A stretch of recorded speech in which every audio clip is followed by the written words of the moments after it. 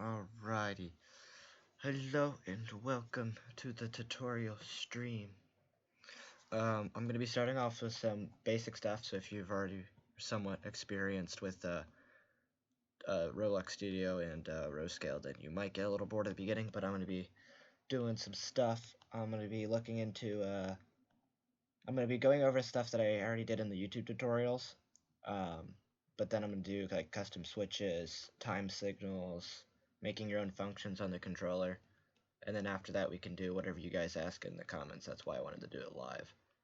So you guys can ask questions with me, since on YouTube, they disabled comments if the video's safe for kids or whatever the COPPA thing is.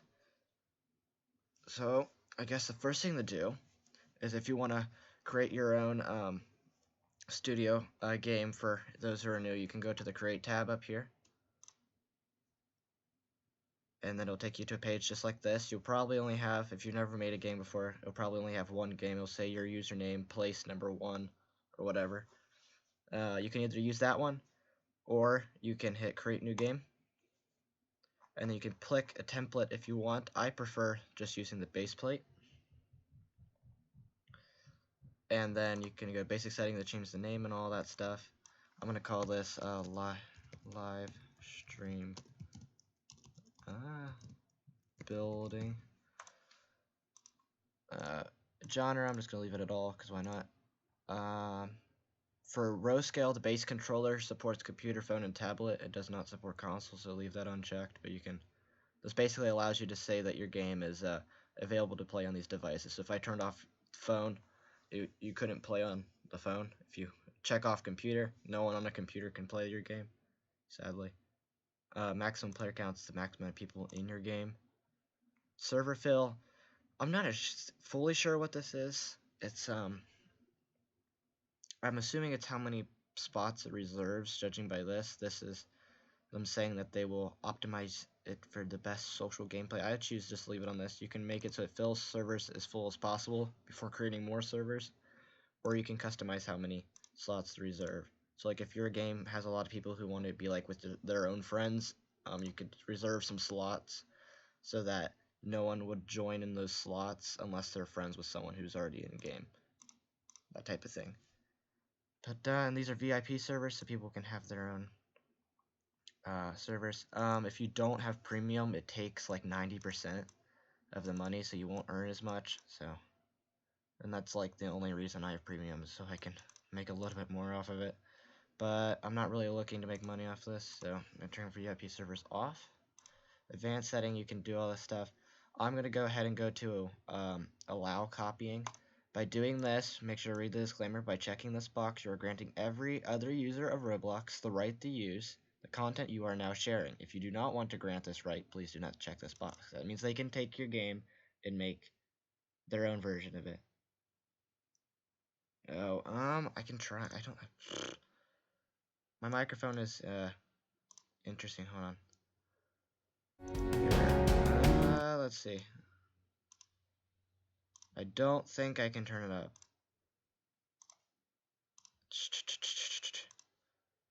Let's see real quick. I think it's already maxed out. I'll just try and talk a little bit louder. I just feel like I'm yelling. But, yeah, it doesn't look like I can change it. No. Because I've already tried going to the settings of my computer, because friends on Discord have complained that I'm quiet, but you know. Oh well. There you go. Twitch volume, that would help. Alright, let's get back then.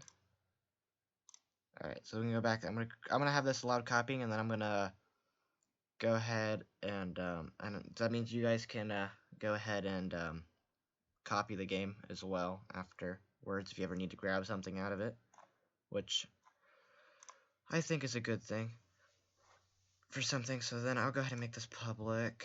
Oh yes, if you want people to play it, you have to go into, let's go back to create. So then it'll show up here. So then right now only you, since you own the game, can play it. So if you go to, by clicking on this one where it says start place, I'm gonna open a new tab. If you click on that, it'll take you to the game page, but as it's private, only you can play this game because it's private. So that means I can play the game by hitting play. And then there's two, so if you want to make it so other people can play, you can go to, just click on the thing and you can hit public. And there's more buttons and stuff you can do, so you can hit save. So you can change avatar settings and stuff, which most of this you have to add in the game, inside of the game itself. But so there's two ways to get to Studio. It's either through edit here on the create, or you can go to the games page and hit the three dots and hit edit. Since I made it public, it should get rid of this note. Yeah. So then we can hit edit now. In which, if you don't have Studio downloaded, it will have that download thing just like it does when downloading normal Roblox. What is this? Migrate to latest update. I've never seen that before. I'm gonna add it to my profile though, so you can easily find it. But I don't know what that is. I have to look into that. It must be something new, because I haven't seen that before. Yeah, like today new. I've never seen that before. Alright, so now we're in the editor. Yours might look a little bit different than mine. I have dark theme enabled. I forget. I think it's up in file and then settings, in which you can change a whole bunch of stuff. Some of this stuff is might do some bad things, so you have to be careful. You can go to Studio, and here we go. You can do like script editor colors if you want to change the scripts. There should be a theme mode in here somewhere. Let me find it. Aha, here we go. Underneath general, it says theme, and you can change it from light to dark. I prefer dark mode, but that's just me. So then all of these windows here are like movable, including this game one. You can move it around and resize them. Come on, there we go. And you can close them out too. So if you don't want them there, you can just X out of them. But the thing is, if you X out of the game window here, it will kick you off of the game you're currently editing. So I would leave that.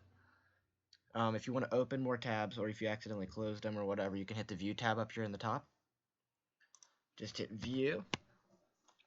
And then you can open all the windows and stuff. So like we can hit Open the Explorer, which will allow you to see all the objects in your game.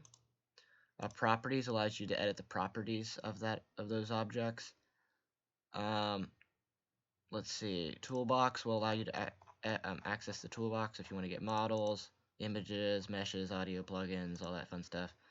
And then if that's for all the public ones, you can search in it. And then the one next to it has like four little boxes. Those are your models. So my models and my group models and all that stuff.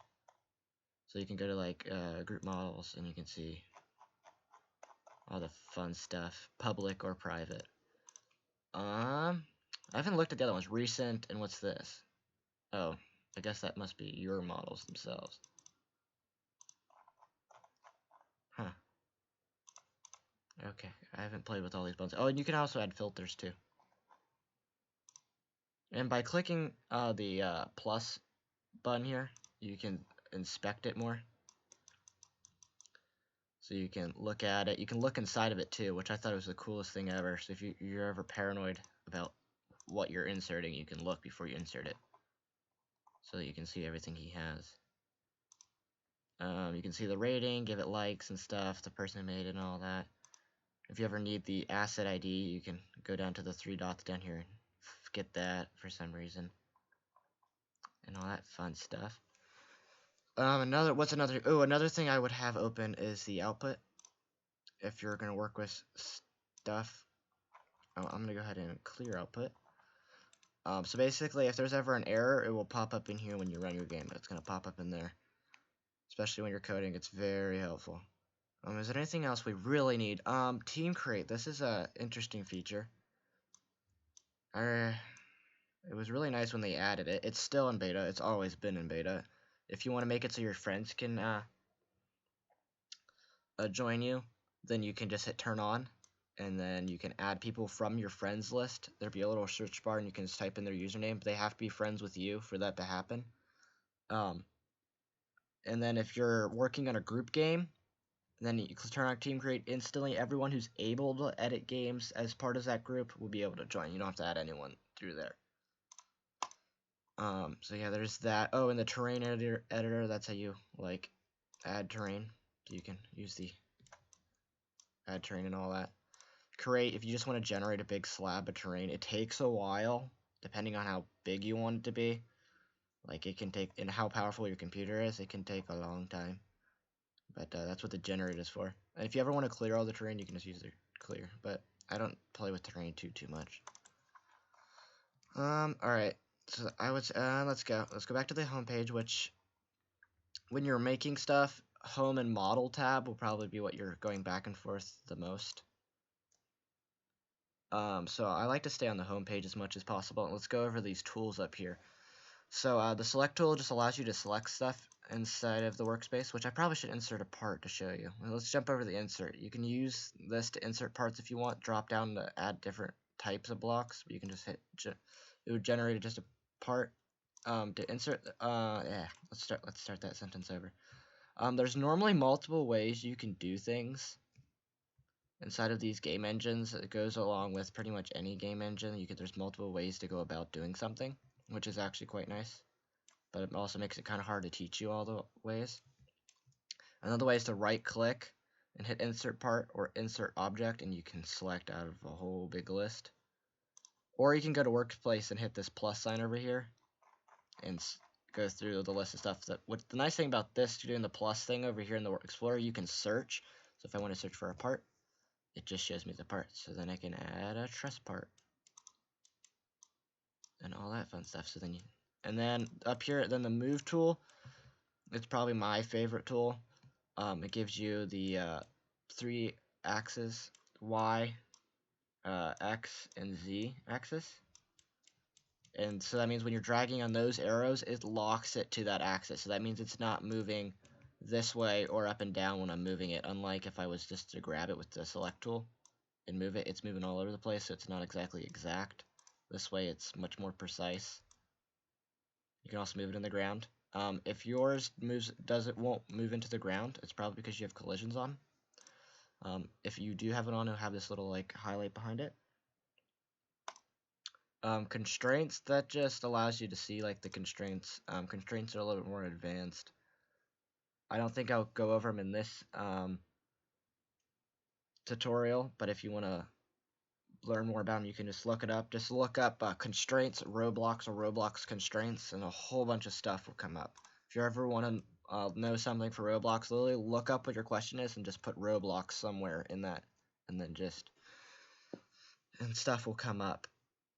Joint surfaces, I would keep this off when working with row scale. It will add welds to whatever you're touching to different things. Like I do believe if I move this part here, yeah, you see, if there's ever a drop down, that means there's something inside of it. So now it added a weld. So now if I play that game, no matter what, that part's going to be stuck to this base plate. And that's bad. So then I can select on it in the Explorer, since I can't visibly see it, and I can just hit the delete key, or right click and hit delete. And it will go away. So if you're working in row scale, turn that off. And another good rule of thumb is to, whenever you insert something, unless you want it to move or something, in your world, which most things in row scale, including the trains, need to be anchored for them to work. Which means if they're anchored, that means they're just like, they won't follow gravity. So it means they're locked in place, so that means they'll float. So if I hit anchor, it's pretty much a good rule of thumb is every time you insert something, anchor it. So I'll show you an example for anyone who doesn't understand what the gravity thing is. So we'll go like this. We'll make the truss part unanchored. So the part here is anchored, and this one isn't. And then we can go ahead and test this by using the test little area over here. Play will play it like it's almost exactly like I'm going to the game page and hitting play. It's pretty much there's some like advanced differences, but it's pretty much exactly the same. Play here will make your character spawn in right where your camera is, and run will basically run the game without spawning your character in. So I'm just gonna do play here. So then we'll load the game. And you can see the truss part, which wasn't anchored, fell. And the part that was anchored didn't. So it will stay here for eternity unless it's moved by either turning off anchored or by a script moving it or something. So then I can actually go into Explore here, and while playing I can click on the part and hit anchor and it will fall. So yeah. And then you can hit the stop button to stop and go back to studio. Anything else? Another thing that you can do with the toolbar up here is material. You can change it. Let's we want this to be a grass block or something. Grass, and then we can change the color to the green of choice. Let's try that color, parsley green. That looks pretty good. And then going on, let's go to another tool, scale. I'm kind of making this as I go along, so sorry if it's a little bit random. But scale tool is just like the move tool with its axis, but it will scale things, obviously. It'll make it bigger or smaller, and all that fun stuff. So if you want to make a big like front yard or something, you can just go like this, big front yard, that type of thing. Rotate, as the name implies, it rotates the object. So that will rotate on that axis. This will rotate on that axis, and this will rotate on this axis. And if you see me snapping like back and all that, I'm hitting Control Z or Control Z, depending on where you live in the world. It's undo. Up here in the top left, you can also just click on the arrows. Control plus Z or Alt plus backspace are the hotkeys. And that will undo. It's a very big lifesaver. That's like the best key binding to exist ever. And then Control Y, and obviously some more examples will redo. I don't use it as much, but those are the undo buttons. You can also access the terrain editor by going through here or the toolbox. There's some shortcuts. When we were in that configure place when making the game public, it said some things you have to change in the studio. That's right here with this gear game settings. So you can change everything, add pictures and stuff while inside the editor. Like who can play, just friends, private or public. You can change avatar and all that. You can change it so that when someone spawns in, everyone's forced to wear the face of your choice or the clothing of your choice, and they're forced to be a certain height. Options. This is more advanced stuff. You don't have to really worry about that. I like to turn this off when on Team Create because it kind of just makes things kind of weird. Because you have to like save your script, but then like publish your script, and it's kind of weird. I don't really like it. But then in World, you can make it so that you can change like the gravity and the jump power people and the walk speed and the maximum slope angle people can walk up and all that stuff. So what else do we got? Let's go to the model tab. The model tab's got a little bit more advanced stuff. It's got some of the same things, but it's also got the snapped grid. You have to play around with what the snap that you like. For me, I have mine on rotate 1 degree and move on 0.015 studs. I change each of those. I change depending on what I'm doing. So if I want to make sure that I can rotate something 90 degrees, you can either change that to 90 and we'll force it to rotate 90, no less or no more. Or you can just hit Control R and Control T and I'll rotate it in different ways. Surface basically will make it so that you can add studs and different types of surfaces to it. Sometimes the material that it has will like overwrite it. You can add like this won't let you have it on this one, but I can show you how to make like hinges and stuff in a minute. This is the constraints. You can add like different things. So like the rope and rod and all these things can allow like a rope or rod connection. So if because this is anchored, I can show you something cool. You can make like a little like I don't even know what to call it, but I'll show you. You'll see what I'm talking about. So make another one, another part. I'm gonna switch this back to plastic.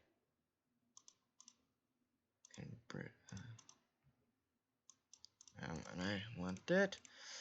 Sorry, I have kind of picky on what my parts look like. There we go. I don't normally use these materials up here. I go down in the properties. I'll explain the properties in a minute. And change my things, but we can put this here and go to constraints and create a rope and click on somewhere here. So create the rope starting there and just put it like right there. And then, so this is anchored and this isn't. So then we can watch. I'll just go ahead and hit run. And then we can watch it swing down, in which the rope is a little long, but we can move this up. In which if you do anything inside of while it's playing, if you do edit anything of the game, it won't save. So it'll go back to how it was. So then we can just do that and it will swing and do other things. So then there's a lot of different things you can do with this stuff. I find it pretty cool. I haven't messed around with it too much, but you can make like slingshots and stuff with it. Let's go ahead and delete that. We can delete the constraints inside of there. I say it's time to move over to the properties tab. The properties is probably one of my favorite, or most used windows. This is very important in coding. I'm going to start describing how coding works. Basically, when you're in coding, basically everything you're accessing is within these two windows. So if you ever want to edit something, it's basically by accessing these. So this is the brick color or color. You can change it. If you use color, you can use this. It's not a color wheel, but it's like a color box. I think there's a technical term for it, but I don't remember what it is. We can make it yellow. And here's the material again. You could do like corroded metal, and now it looks like a I don't even know what it looks like. Something like toxic or something. You can change reflectance. With some materials, it doesn't really support it. Other materials, it does. It makes it reflective and all that. Transparency. This will be your invisible or visible. You can make it like in between, visible, invisible. You can turn on and off cast shadow. So if you're making like a light or something, you might want to turn off cast shadow so the light itself, like the part that the light's coming from, doesn't cast a shadow, because it can make some weird stuff.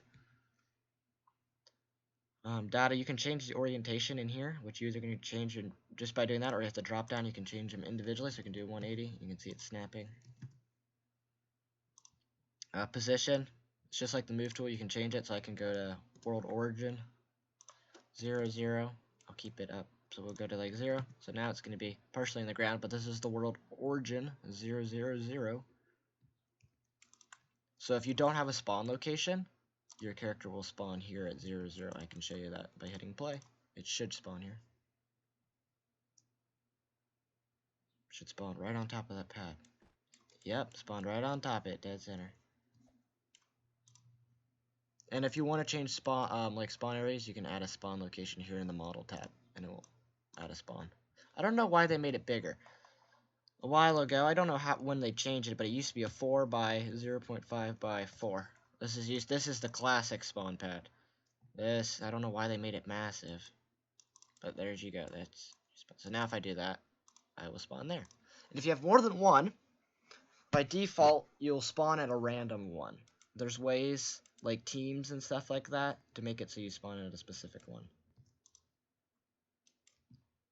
Back to this. We got rotational velocity. Velocity and rotational velocity are basically just like how much momentum it has. So if I were to unanchor the spawn location and I gave it a rotational velocity of like 100, I think that might be enough. I'm not sure. Let's see if that's enough velocity, because depending on how heavy an object is. Oh, there you go. Now it's spinning, which it lost all of its velocity, so it stopped. But that's what it starts out with. So if you want something to spin, you can use that. And then we can keep going down. Rotational velocity is just the rotation velocity, and the velocity is, of course, the moving around velocity. I don't need that for right now, but we can go back down. And then the next one is anchored, which is the same thing as going up here. You can see it changing. Can collide, which basically means if it's checked, that means you can collide with it. So like a floor or a wall or something, you can't go through it. If you uncheck that, you can walk right through it. or things can move right through it. The collision groups, those are a little bit more advanced. Anything else you want to see? Maybe surface or surface inputs. You can do that. So if you want to use a motor, you can go in here, and when you click on these surfaces, I'll show you which one it is. I want the top. Here we go. So you can add a constant. So that's what that is. That's a little bit more advanced now that I think about it. I haven't used those in a long time. But if you would use those for like motors. So if I went back to the top, you can add a motor. And now if you did that and you put a unanchored part on top of that motor, and then you did that constant surface input and gave it a value, it would spin around. So that's how early cars on Roblox worked and stuff. And still some cars do it that way too. I think we're done with that. Any questions? Nice. Any questions on Studio itself? I'll give you guys a minute to ask questions because I know there's a delay. Any questions before I move on? Because the next thing is the basics of row scale. Hello, Jack the Dev.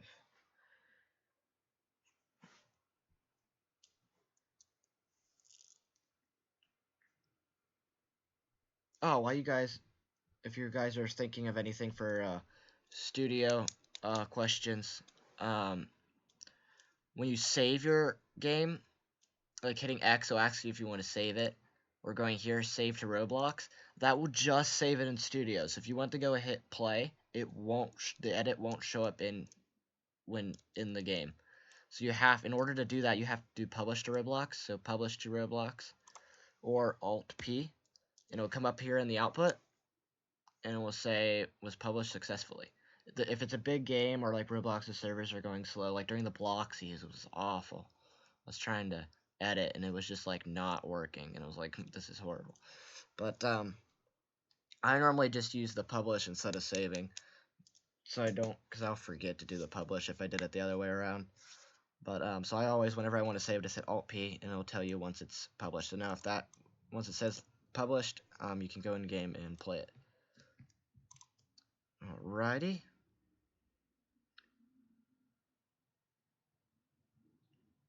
Alrighty. I guess we don't have any questions. Alrighty,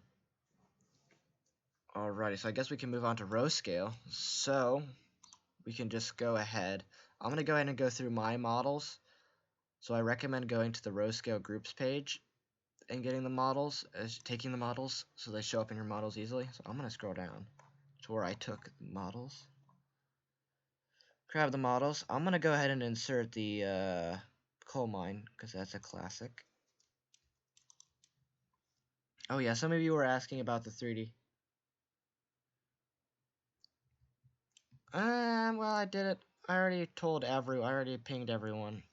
So I mean, I don't want to ping it again. It will be available on my Twitch page, on my Twitch channel, and also on my YouTube. I guess, yeah, fine, here.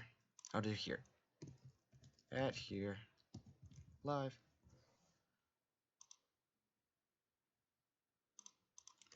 Alright. So I'm sure everyone just got pinged, but, you know. So, back to what I was saying. I know some of you were asking about 3D printing, where I showed off that I was 3D printing some row scale track. I've started printing off this guy.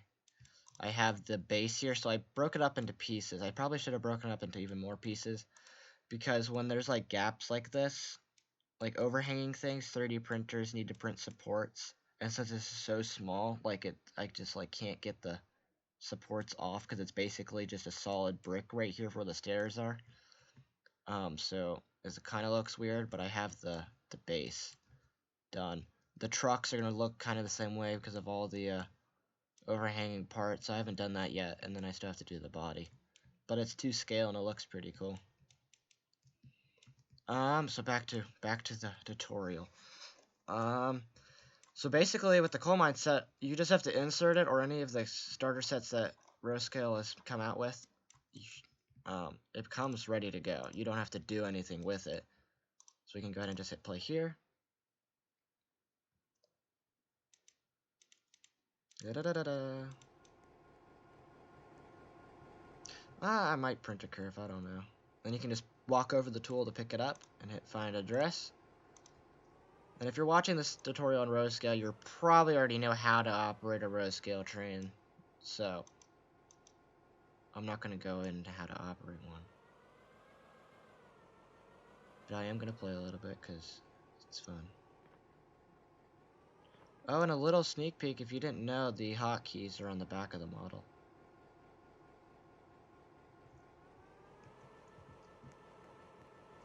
On your character, if you didn't know that. So we can go. I don't know why everyone does 100%. I always do like mainline, like if it's 50 type thing. So we can go around. Choo choo, we're running around. Alright, let's. Okay. A big question I get a lot is, at least at the beginning and all that, is how to put trains on the track. And how you do that is, well, let me start that over. So after you get your kit, what I like to do is hit Control U to ungroup it, or you can go over here and hit ungroup. And now ungroup everything. And then you can move DCC. You don't have to do this, but I would move the DCC system folder into replicated storage. Whoops. And Roblox interaction giver to server script service. And that means you can get rid of the DCC system installer because it basically does exactly what we just did. And then you can move the DCC controller into starter pack. The starter pack is what every player has in their their tool slots when they join the game. And then I'm going to go ahead and ungroup both the trains and the track. So now I can easily click on everything. I'm going to act like I accidentally moved the engine, so I can show you how to get it on. Luckily with row scale, the gliders, which are invisible little parts underneath the wheels, are what actually keep it on the tracks. These little parts here. I can actually show you by making them visible. There you go. Those are what keep the train on the track. But to put it back on the track, well, back to what I was saying with gliders. Oops, I get off topic a lot, or ahead of myself a lot. You can, when you're dragging it around, the gliders, the height that it's floating off the ground because the invisible gliders are underneath it, is just about the height that you want it on the track. So you can go ahead and move it over using the move tool, and then it doesn't have to be exact, but it's just roughly close. And then you can move it up until it's about right. It doesn't have to be exact. You can get a little bit in, a little bit out, but it should still work. So I can move it over here or whatever, and it'll work. We can test that to make sure.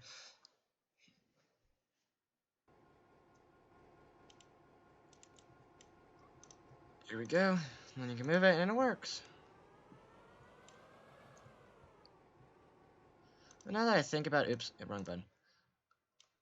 Now that I think about it, a lot of people, one of the big common issues with people starting out is that they get in and their engine doesn't make any noise. So let's see what, I'm going to just talk about some things you could troubleshoot. One, make sure that your DCC system is in replicated storage, Roblox interaction giver is in server script service, and you have a working controller. If none of those work, oh, and also that your engine has a base, and it has the run sound and these two force things, and the horn sound, because otherwise the horn won't work. But and the locomotive script is needed, as well as the DC functions folder and all of its things, and the DCC properties folder and all of its things. Otherwise, it won't work. So make sure those work and all that, and are there. And if you're missing any of those things, or you feel like one of them is faulty, then just delete it and reinsert it from a pack or something.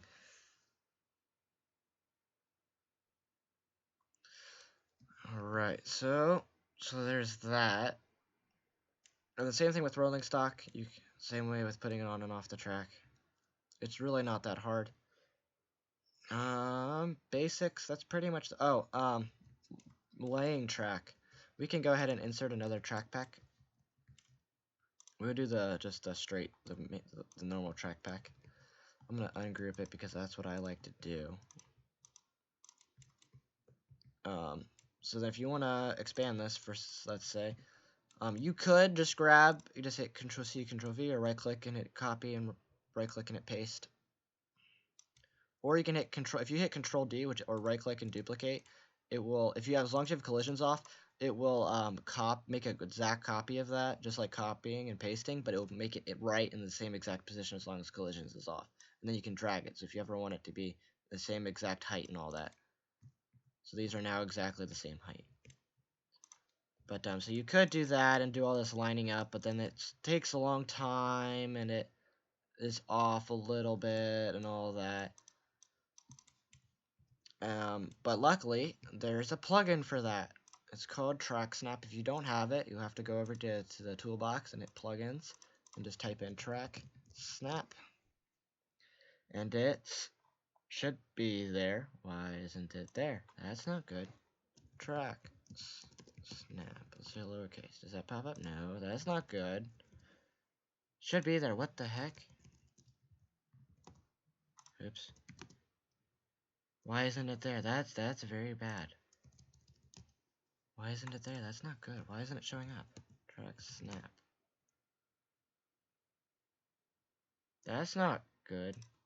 It's by... Alright, let me see if I can find it by going to the website. Alright, let's go to Track Snap Library.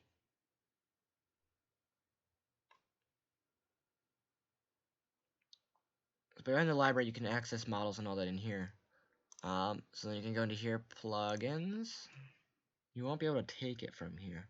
I just want to see if it shows up. There it is. This is what it's supposed to look like. This is what should show up.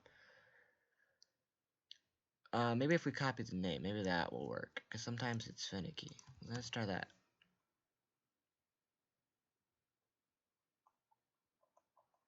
It's not showing up. Why isn't it working? Alright, we're gonna go ahead and just put space. No. Okay, then, okay. Maybe Roblox is just being weird again. But it should show up with this. And with this picture and all that. And what it does is, and you go to the plugins tab, you can hit snap. If you hit click help, it tells you how to use it and all that. You can hit snap, and you click on the edge of the track, any piece of track from row scale, and just hover over another one, and you can see it has like a ghost thing that pops up to show you where it's going to be. And you can left click, and it's there, all lined up and everything.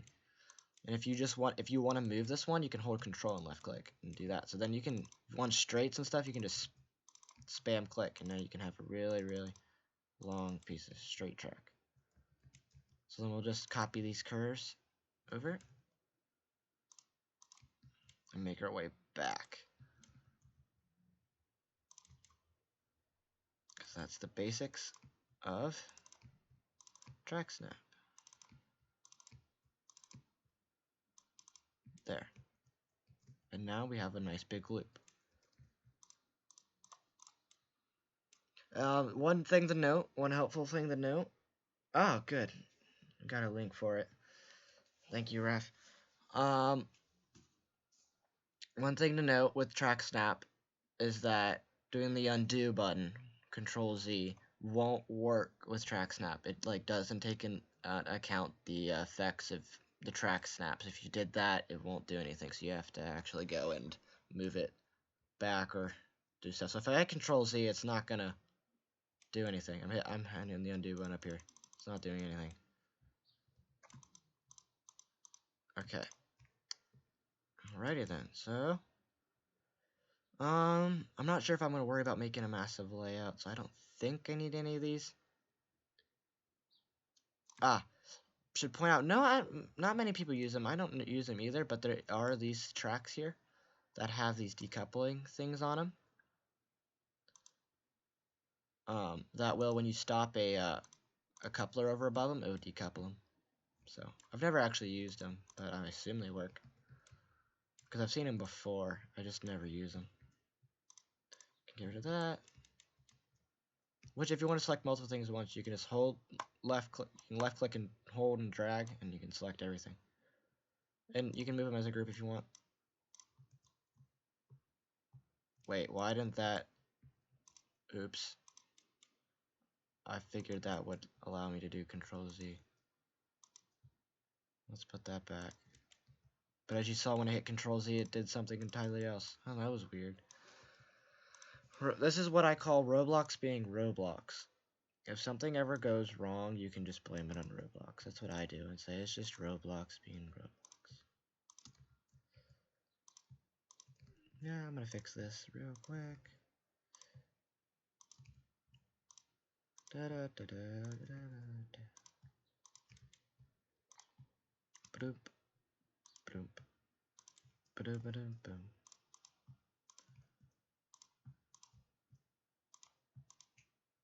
There we are. Right, is there... save often, that's a good point. Yeah, save often, at least do the file and save. I wish there's a shortcut. But, yeah, save often, that's why I use Alt-P. It's best to save as much as you can. I normally save when I'm done doing what I'm doing because I know my computer and my network and how it, so I know how much I want to risk doing, how long I want to wait before saving something. But you never know if the network, your internet could go down. Roblox's servers could go down.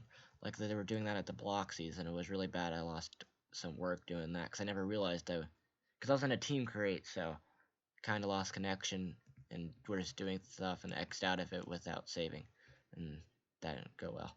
But it wasn't too bad. But yeah, save as often as possible. I normally, like, let's say if I made a train, and if I placed a whole big train down, then I would save. Like, I normally save right before testing, or right after. Like, if I laid all that track, I would save it, like I just did. I just pressed it. Like, if I lay a bunch of, a little loop of track, that's when I would save it.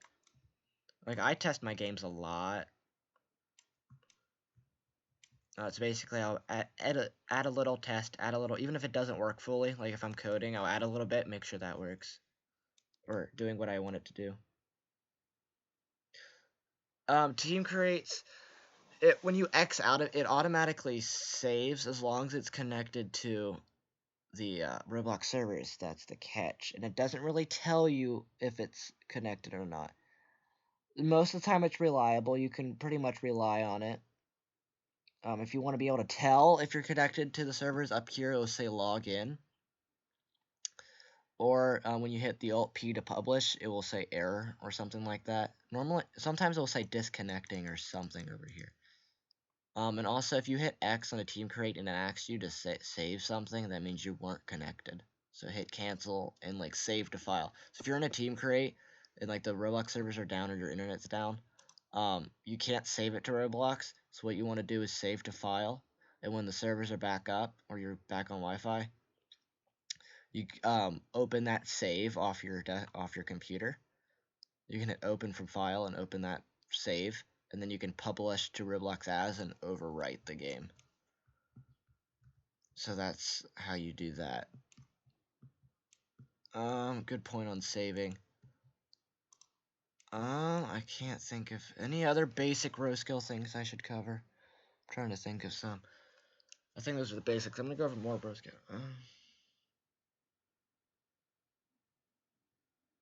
Oh yeah. That was during the Bloxies or whatever. That was like right before the Bloxy thing happened, where they were live. They were gonna like do that animation thing inside the game, which I thought it was interesting, but I think I preferred the live like people and because they tried to do a whole bunch of these puns and it was kind of bad. But yeah, I was trying to edit and I kept on being disconnected without, as I explained, I didn't realize it was being disconnected, so I kept on trying. I was trying to add these bridges into the game. So you could say it's partially Roblox being a turd and also human error. It's a mixture. Anyone else think of things that should be over on the basic sides? I have some more complicated row scale things, like making trains and stuff coming up.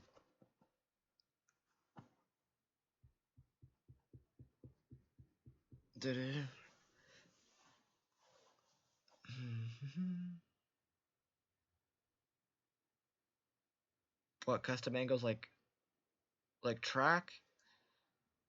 Yeah, I was gonna cover that when I was doing switches, which will be in a little bit. After these basic, I'm planning out. I have this like a little category sheet often next to me. Um, this is the basics of row scale section. I'm thinking of going into basics of scripting next because some of the stuff that like custom switches you might want to code some. So I thought I'd go over the basics of scripting. So other than that, because also we're going to go over making time signals and your custom functions, so you got to have a little bit of a basic knowledge with coding, so I figured we'd go over some coding. Alright, looks like no one really has any questions. If you have any questions about row scale, I know the row scale wiki has got a good source. Or the row scale Discord, that's a good source to ask. So I guess we can move on to coding. So I'll just make a new script. We can get rid of this interaction giver because we already have one. So each of the kits track packs come with one, but you only need one of them. So we'll just make a new script, and I can teach you the basics of coding. It comes out with a print hello, which the prints basically print out stuff in the output. So if I run the game, it says hello world. Don't need that. Alrighty, so then that's hello. You can change that however you want. And that's basically good for debugging and all that. But there's in coding, there is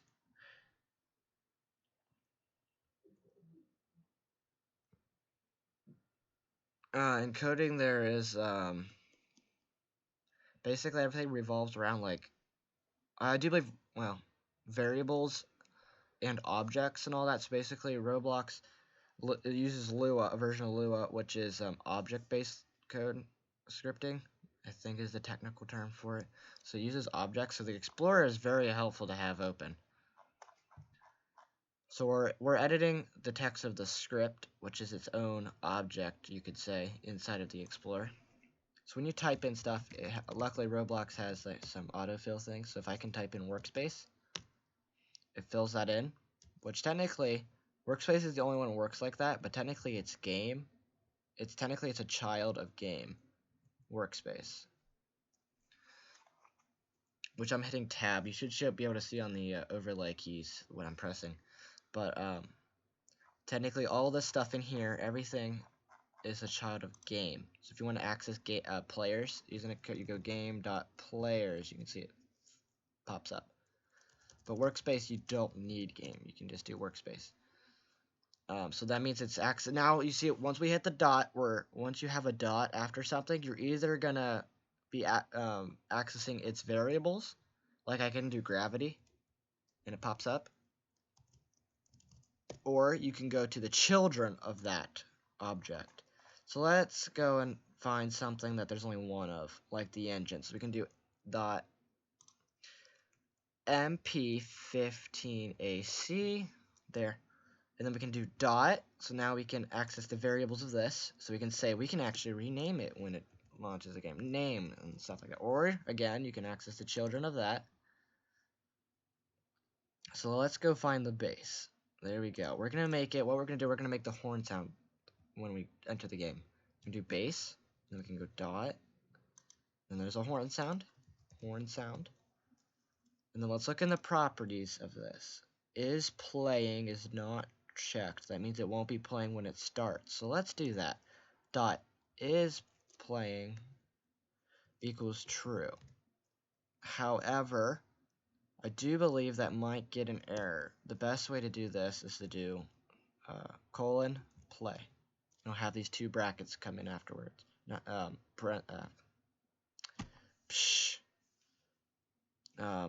parentheses. Bleh. I always forget the name of these things. I always call them brackets. So there's that. So when this script runs, it's going to play the horn sound. However, I'm going to add a wait. So we can type in wait. Oops, gotta spell it right. Wait, and then the parentheses. Inside the parentheses, I'm going to put, this is in seconds. No matter what you do, it's in seconds. So if you want it in minutes, you'll have to do 5. You either put however many minutes in seconds, or you can just do however many minutes times 60, and that will work. But we're going to do 5 seconds, And so basically the script's going to wait 5 seconds, then it's going to go to this sound, the horn sound, and play it. So if I play the game,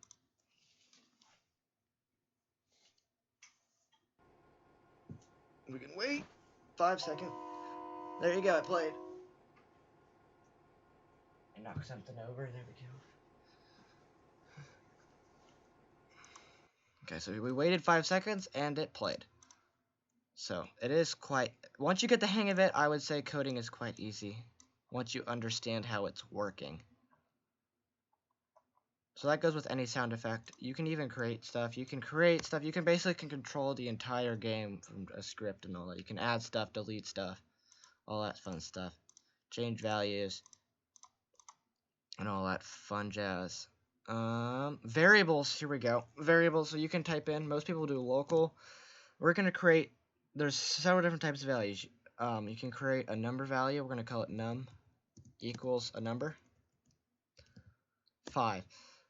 Now, in Roblox, it doesn't matter when you're creating a variable, but there's actually several different types of values, which I can also do this. Here, inside this script, I'm going to create values. Value, I'm going to create a bool value. I'm going to name it bool, so we know what we're doing. Name bool. We're going to create a value. We're going to create an int value. Call it int. We're going to create a value, a number value, which is also known as a float outside Roblox. I'm going to call it float just because I like using it. Like if you're ever going to go over to Unity or something like that, it's called float. And then string. We'll do those. Those are the 4 main, like, basic ones. Alright, so there's num, and then we can do, so technically num is int. Is an integer, because 5 is integers are whole numbers. We can type in float is equal to 2.5. So float is anything with like decimals type thing. You can even do negative values in both of them, just by putting a minus in front of it. But we can do that. So those are technically, but you don't have to worry about this in here unless you're doing these values. Then it matters. The int values have to be whole numbers, and number values can be any number, including both decimal and non-decimal whole numbers. Then when there's a bool, we can call it bool equals. These are true or false. They can either be true or false. So I only have 2. And then string, local string, is equal to. We'll call it something else, str. Your code might look different. Might like different colors, like I said at the very beginning of the stream. If you go to the settings and go down, you can change your colors. So this is just what I have. And then strings have to be inside of quotes, so I can type whatever I want. Hello, world, I am now king. So now str, when we load this script, inside of this script and inside of the script alone, str will be set to hello world. So now with print, I can show you this. So print, I can, let's do str. You can print str, and it won't say str since we don't have quotes around it. It says hello world, I am now king. Just like what we set our string to. However, if I put quotes around it inside of the, now it's not taking the variable, it's taking the string str. So now it prints str. And we can do the same thing, we can put num, and it'll print the number 5. There we go, number 5. And then if you do bool,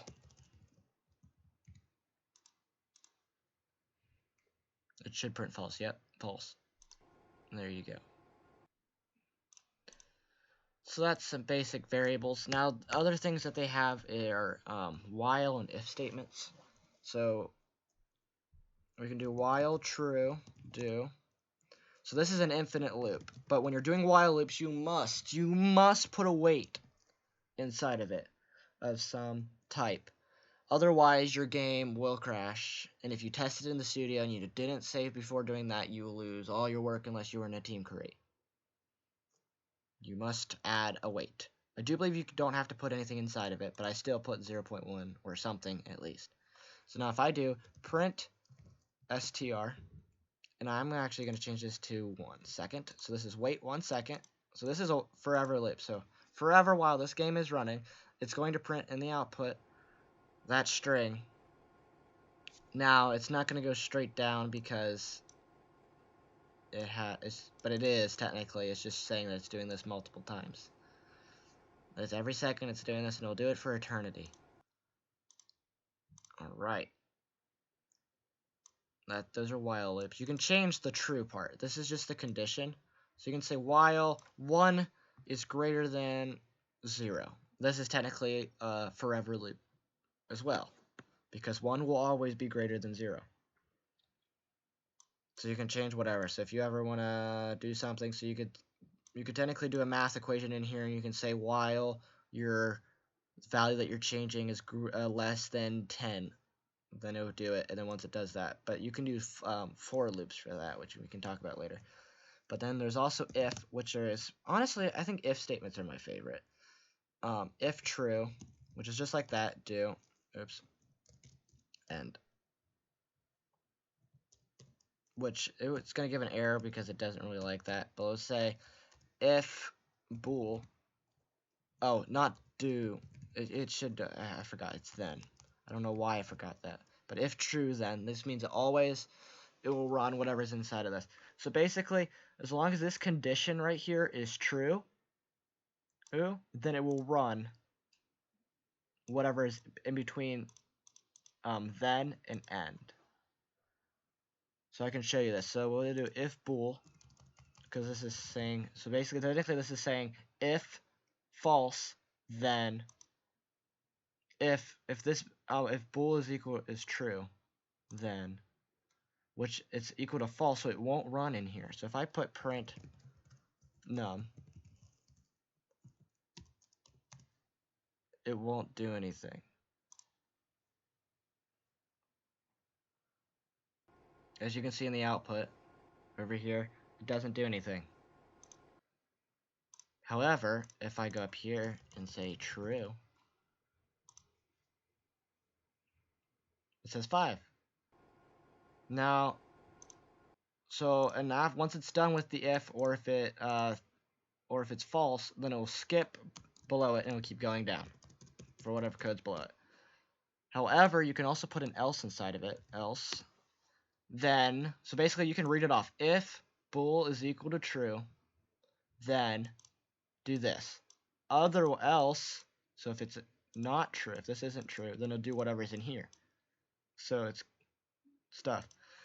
So it does a whole bunch of cool stuff like that. And you don't have to just do one there. You can put or, so you can say if bool is equal to true, or str, or let's say 5 is greater than 10, which is false. It will still run what's here because one of them is true.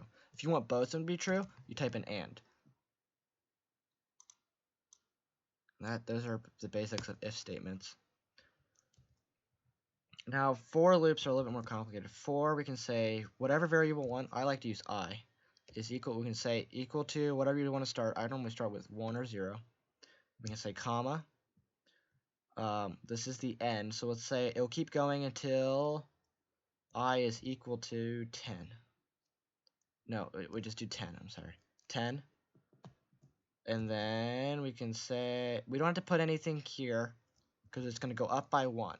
So now every time it runs through this loop, once it gets to end, it's going to add 1 to I, and then it's going to check this. And if I is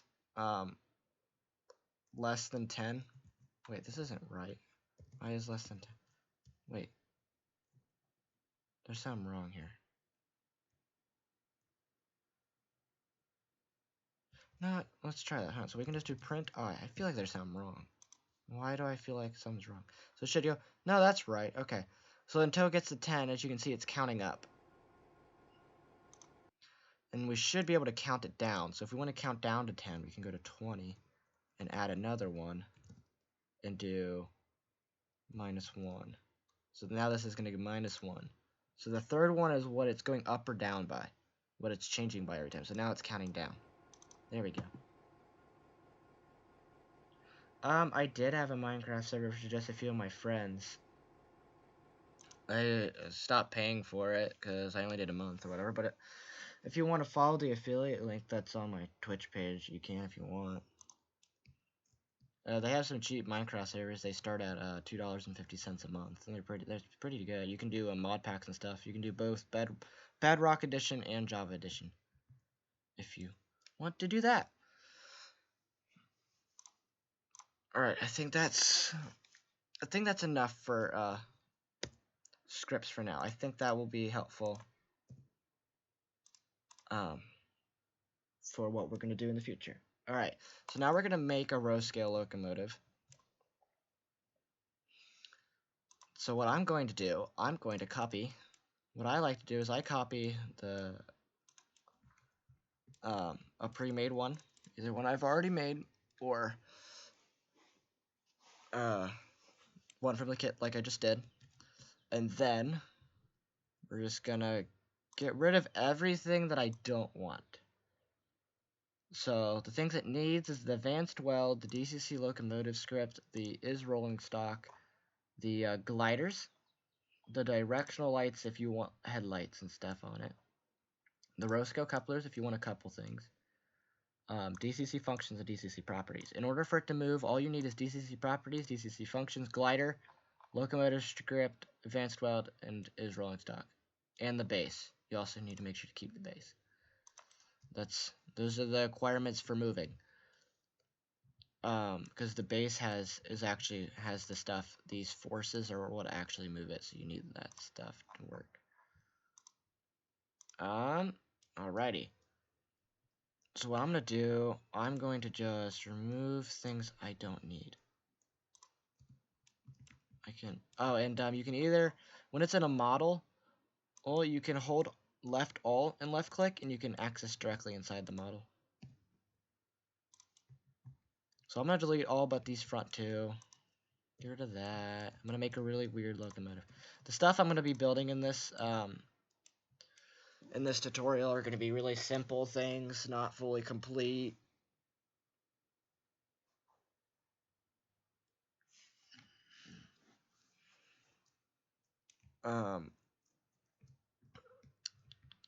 Because I just don't think I really need the time. I'm gonna leave that body because I'm gonna leave that body how it is.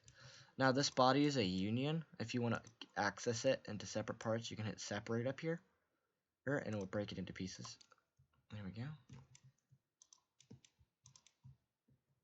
So then we can grab these stairs and stuff and drag it in, or move it wherever we want. I'm gonna delete it actually. I think we're gonna make something kind of like a slug. I'm just gonna go like that. We're just gonna. And then with the number, we can scale in until just the numbers pop out. And then poof. There's that. And we can recolor this. Let's make it.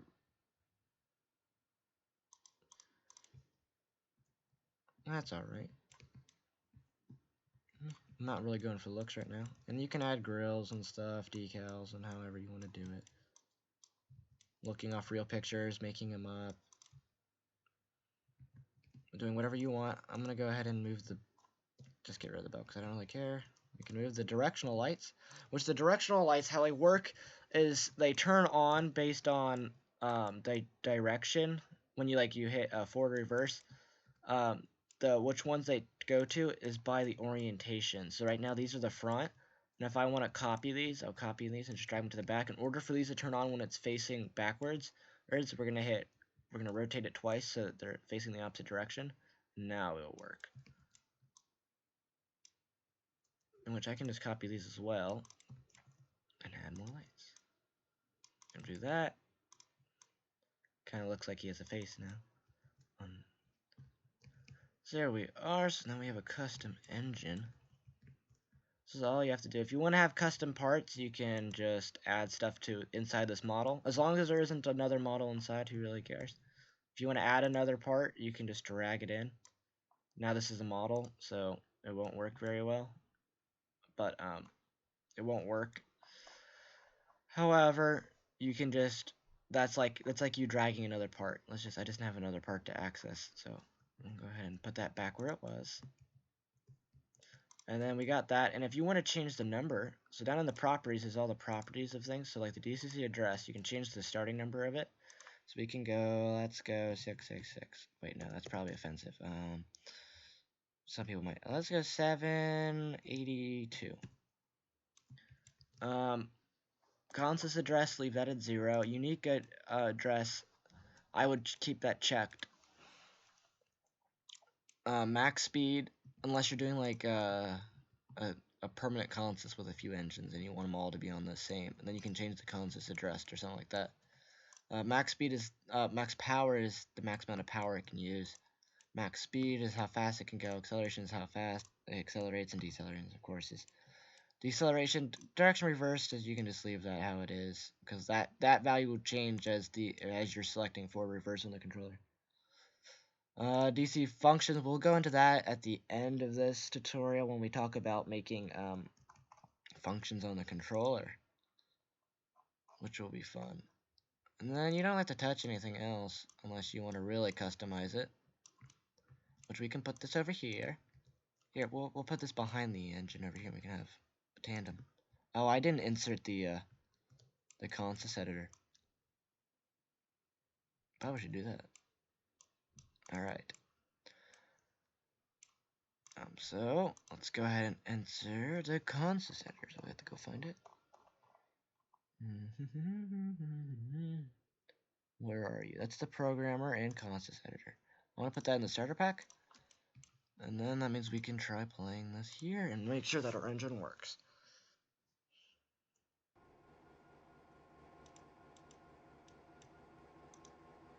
And back this up. So you can see that our engine has the number that we wanted. So we're going to go ahead and select 1425 as our lead engine, and then select him, and then he's facing forward. So that should work. Turn the headlights on. So then we have both our engines.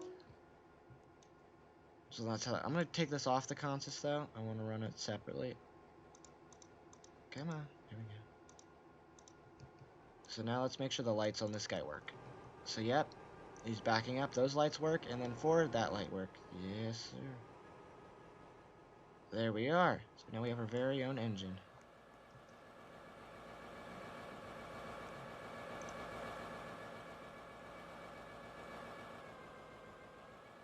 Now, rolling stock is pretty much exactly the same,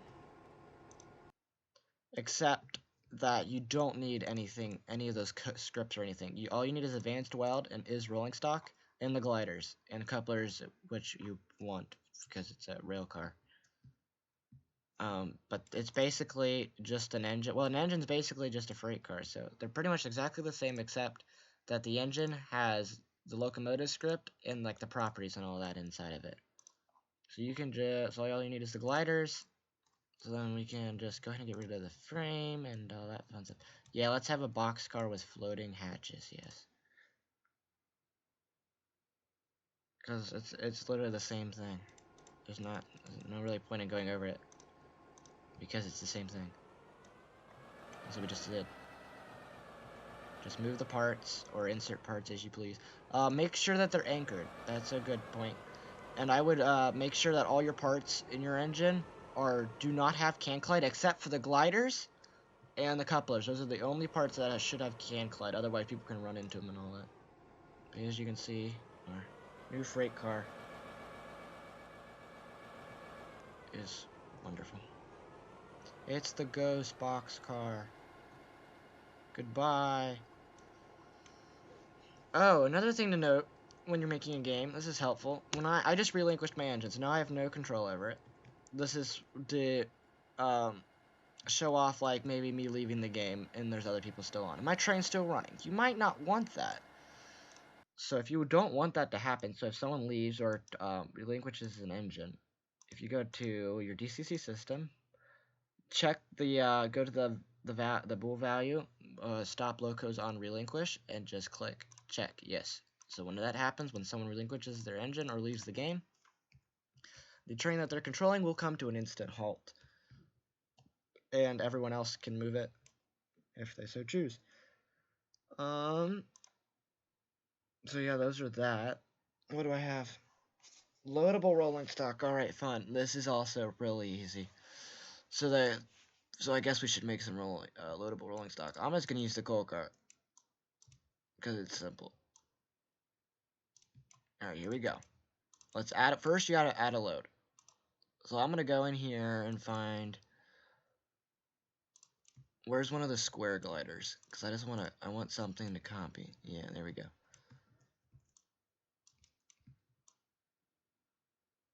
Alright, I'm gonna make this visible. Oh, it's got the circle. But I can just go down here. Oops, I'm gonna minus.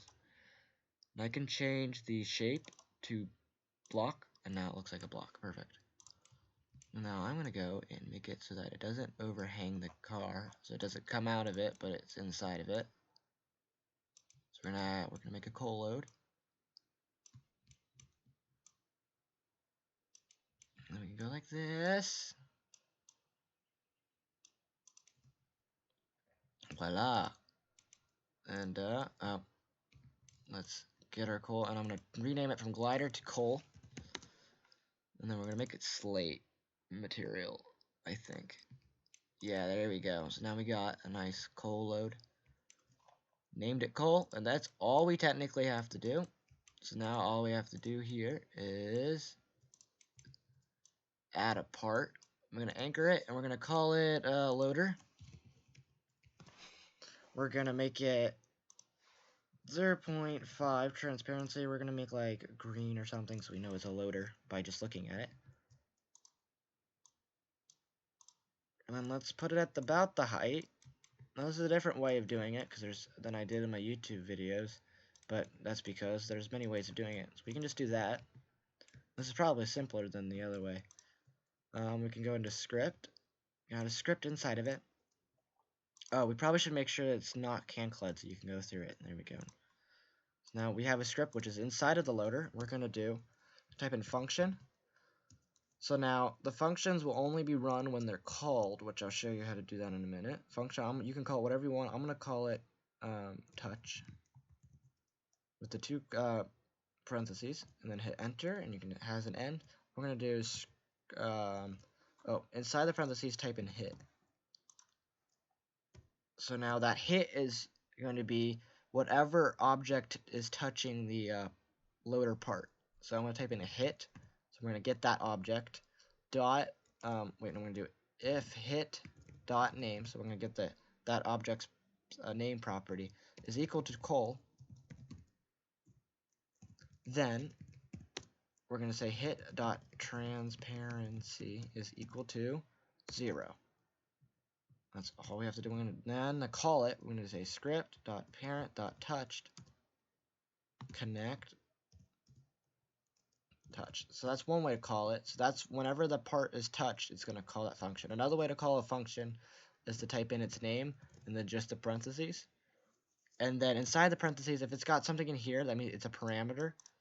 That means you just have to fill it in. So we could say workspace dot loader. Whoop. Which is the script's parent. We could also just type in script.parent. Same thing would be script.parent. Which this won't do anything because it's obviously not named coal. Now, if we wanted to make it so that the trigger there, or loader, is invisible when the game starts, we can do script.parent.transparency is equal to 1, making it invisible so when the game loads. So this way in the editor we can see that it's there for easy editing. But when the game loads, it won't be there. So then we can make a nice little coal train here.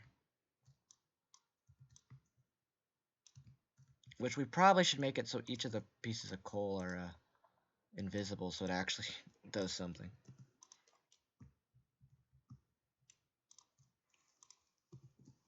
So now all we're doing is changing the transparency, so it's still there. However, Oops, that didn't work. It didn't save. 1, there we go.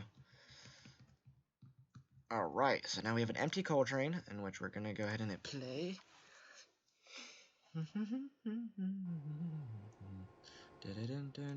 For anyone who's new watching, maybe, on my profile you can find a game called Live Stream Building, and it's uncopy locked, and you'll be able to find this game right there.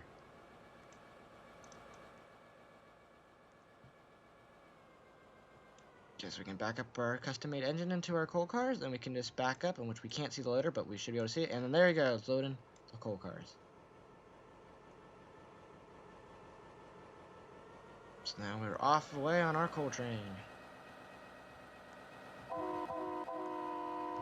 Now to unload is just like the loader, so we can technically just... So actually, you know what? Let's make this somewhat realistic. We'll put the loader inside the coal mine. And then we can copy the loader, which I just did Control D, so that it's at the same exact height. I'm going to put it over the track here. I'm going to make it red, just so I know it's an unloader. And call it unloader. Unloader. And then instead of that script,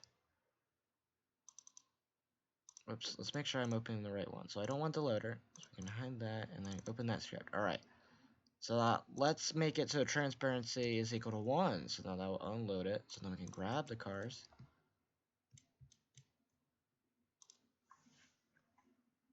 So let's say that unloader is at a power plant. Yeah, there is a way. I guess I can show you. I can show you how to do something like that. Turning on Raf asked how to turn on and off a loader. We can do that. Yeah, sure, why not? That's why we did live stream, so people can ask questions. Oh, the problem with the where the coal mine is that you won't be able to access all the cars.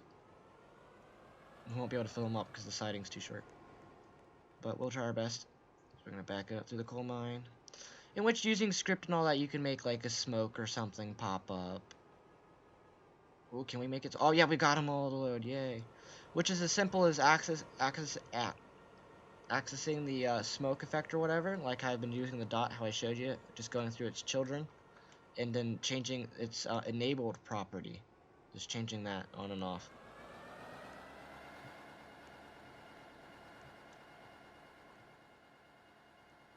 For more in-depth coding tutorials, you can just look up how to code on Roblox. There's plenty of YouTube videos on how to do things. There we go, unloading at the at the power plant. Yay, now we've unloaded our coal train. For powered loaders, like let's say the coal mine won't unload your cars unless you clicked a button. Alright, yeah, let's do that. Since someone asked. We're going to insert a new part, that's going to be our button. I'm going to call this button. Here, and we'll make it yellow. Alright, now we'll make it black for turned off. So we can change this to like 1 by 1 by 1. To more look like a button. Alright, we're gonna make it anchored, just sitting here off the side of the track, and that means I'm gonna actually go to the unloader real quick and make it so it doesn't change its transparency, so we can see it, to make sure that we're doing it right. Alright, so inside of this, one way to do this, you know what, the simplest way I can think of right now to do this is to go into the button and add a script and a click detector. Click detector will allow you to click on the thing, on the part. The max activation distance is how far away can the player be before, how far away the player can be when they can click it. So the higher it is, the farther away they can be to activate the button. So I'm going to put it at 20. And so we're going to do another function. I'm going to call it click. We don't need to put anything in as a parameter. We're going to do script.parent.clickDetector.mouse click. And as you can see, as I did that, there's other ones in here that I can do. Mouse hover enter, mouse hover leave, right mouse click. So you could do it as long as someone's mouse is hovering over the button, then it could be on if you wanted to do that. Or on a right mouse click. I'm just going to do mouse click. I'm going to do another connect. So we're going to call the function click. So now this function will call every single time someone clicks on it. So now above it, we forgot to add our variable. We're going to add a bool variable. We're going to call it on is equal to false. So now we can add a if. So if on, you can type in if on is equal to true. So you can do, you need to do double equals though. So what a lot of people get confused with equals is that 1 equal is assigning, 2 equals is comparing, and 2 equals can only be used in conditionals like ifs and whiles and stuff. If you just try to do 1, it has an error, and if you did 2 up here, it gives you an error. So you need to make sure of that. So 1 is assign, 2 is compare. And then we can just do else here. It's quite simple. If on is equal to true, so that means if the button's on, then we want on to be equal to false. And script, wait, can we just do workspace dot unloader dot script dot enable disabled is equal to true. So we should go down here actually and hit disabled. If disabled it is on, then it won't be running. Yeah, it won't work, like it won't run. I'm thinking, does it when in the middle of the game, if you re-enable it, if it starts over? I'm trying to remember if it does. We're about to find out. If that doesn't work, then we'll do it a different way. Otherwise, we're going to go down here and just copy it. We're going to do on equals true and equal to false. Oh, we forgot to change the color of the block. So let's say this is when we're turning on the block. So we're going to go script.parent.color.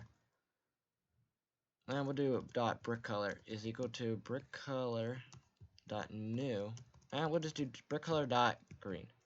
Why not? Because that's a pre-made one. And then we can copy this and we can go up here and do black. There, pre-made color. I'm gonna add a comment. So doing double like minus signs will make a comment. So we can go like this. This will run when the loader is turned on. And we can copy this. So that means when you come back to this, it's easier to know what it is going. Or if you're having someone check your code for like bugs or something, you can use that. Use comments to tell you what it's doing or your intention. Or if you wanna have like an area where you're gonna add something later, or you want someone else to add something in for you, you just comment it out and say what you want it to do. So now let's test this.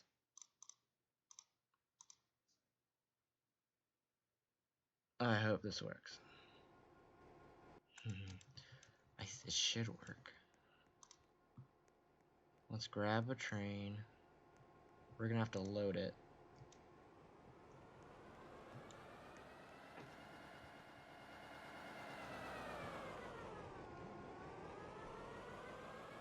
I'm only gonna load one, I think. No, I'm gonna load two.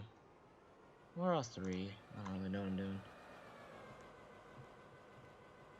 Let's pull back out.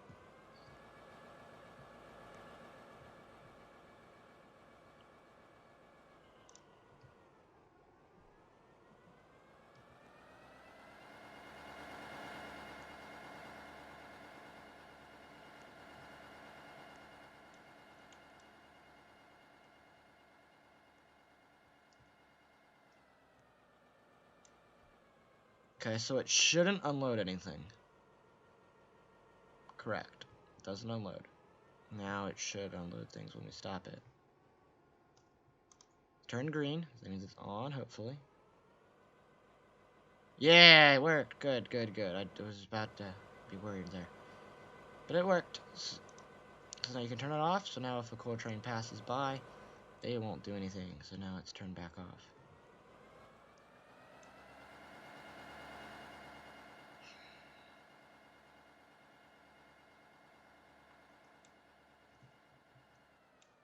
Okay, there we go. There's that. Alt-P to save it. Should have saved it a while ago, but you know. Published. Alright, so now, any more questions on loadable rolling stock?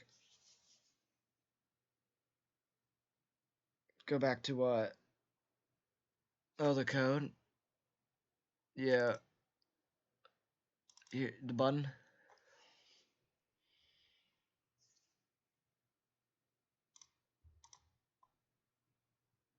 All this will be available on the game, which is on my profile page if you ever want to just go and copy it.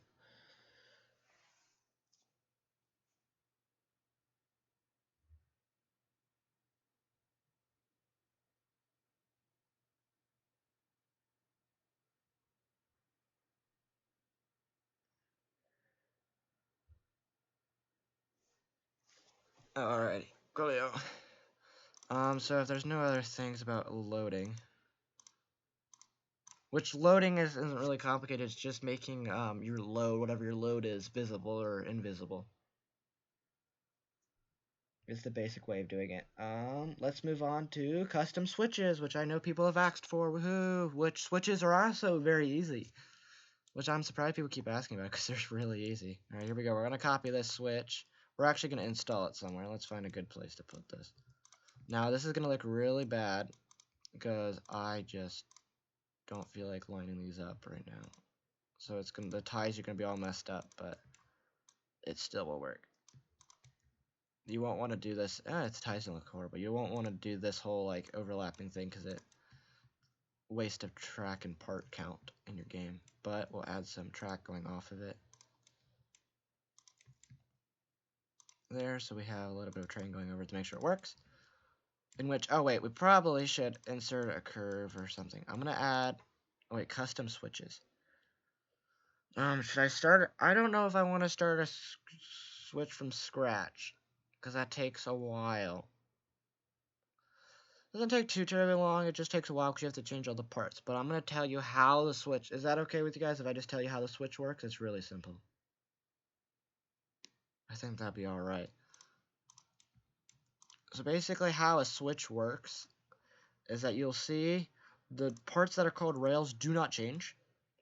The ones called normal, which on this smaller switch, there's only one part called normal. But when the switch is facing forward, all of the parts inside of the switch model, everything that's called normal with a capital N, lowercase, rest of the letters just like that, everything in the switch called normal will become invisible and can collide will be turned off so you can go straight through it. And everything called reverse, like these two right here. So basically you'll do this. The script finds everything normal, makes it invisible, and makes everything that's called reverse visible and can collide. So basically that's how it switches the switch. So if you want to make your own switch, just put all the rails lined up how you want for each direction and call all the ones on the reverse facing reverse and all the ones that are facing the normal direction normal. And some issues that you have with can have with switches is that just because they're not overlapping doesn't mean the collision for the rail isn't overlapping. You see this big blue box right here? There. This is the collision for this normal rail. So that's why there isn't a rail right here, sitting here, because the train would collide with this. So you need to make sure when you're adding another, so if you had another rail, hold on, where's that one reverse? Alright, Control D. If you hit Control L, you can switch between local and global axes that you're rotating around. If I had it here, like that, it won't work because the train will run into this. So like if I name this a normal rail, so it won't switch, the trains would get stuck here because that collision block is sticking out and the gliders would get stuck. So you have to make sure that that box is behind the rail. I would make sure it's behind the rail. So it has to be at least like that. You see what I'm saying? And for the switch stand, if you want to make a custom switch stand, it's pretty much the exact same thing how it works. Inside the switch stand model, the normal pieces will be visible when the switch is normal, and the reverse pieces will be visible. Oh, let's switch it. Visible when it's reversed. So that's how that works. It's really simple. I can go over the code. Well, it's kind of complicated, but so that's basically how it works. It's just normal and reverse. I hope that answered all the questions. It's just about naming parts normal and reverse. It's really simple.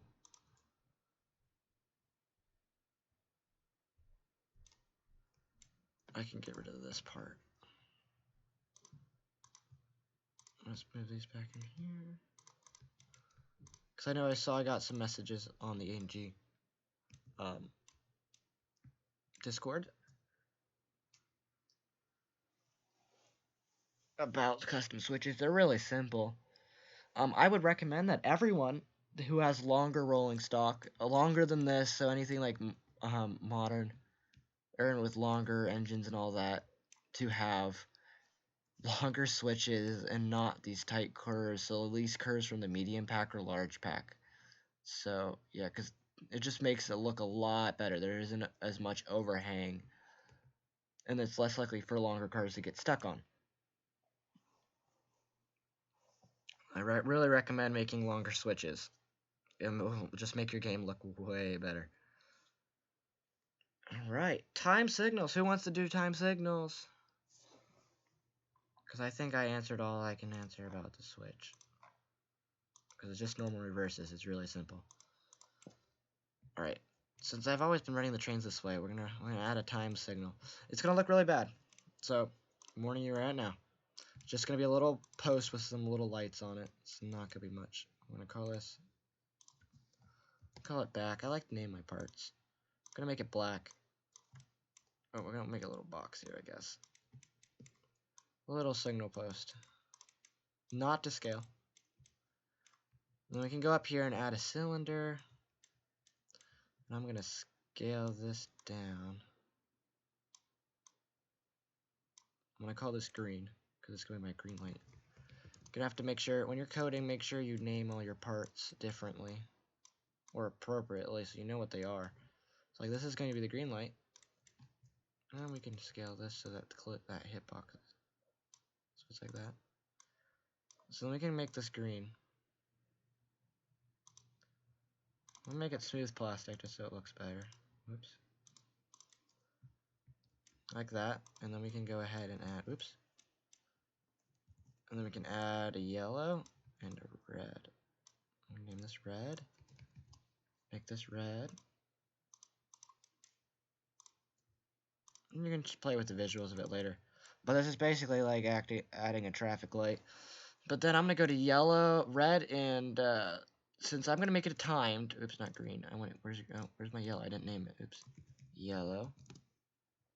Since I'm making a timed one, I'm not sure if you can on Twitch. If there's not like a bar, then you can't go back. But if you need anything, it's on. You can go to the game, or you can. It will be. Twitch will publish it as a video on my channel. Once I'm done. Once I'm done, it will publish as a video, and also I'm gonna download that video to my computer, and then I'll upload it to my YouTube, and you can look through it. And then also at the end, I'll ask questions, and if you want me to go back to something, yeah, I'll go back to it at the end. We'll make it 0.8, maybe. There we go. So there's our signals lit up. Green, I'm making a. And I'm gonna group this all together actually, just so it's easier. I'm gonna call it a signal. Oops. Signal. So it's always gonna be green, and then when a train goes past it, which I need to add a detector, so I'm gonna copy the back there. I'm gonna add a little detector here, which we can make it like that. Make it 0.8 maybe? No, 0.7. So we can see that. Alright, I'm gonna call it sensor. Alright, in which we can put the script inside of it if we want. I'm gonna put it in there. Alright, here we go. We're gonna control the signal. Alright, so here we go. Which we probably should make the sensor not can collide and anchored. So let's make sure the whole signal thing is anchored. There we go. So making sure. So we're gonna do script.parent, since that's a sensor, .transparency is equal to 1. So that makes the sensor invisible when we load it. So now we'll go ahead and say function touch, and then we're going to go ahead and go down below script.parent.touched connect touch. So let's start that up. I'm going to do hit, just like the loader and unloader. And then we're going to go with if hit.name is equal to glider, then we'll go ahead and do script.parent.green. transparency is equal to, what do I have the rest of them set to? 0.8. 0.8 script.parent.red.transparency is equal to 0 and 1, no 0. What actually I'm going to do real quick, I'm going to show you something. I'm going to make up this variables. Local green is equal to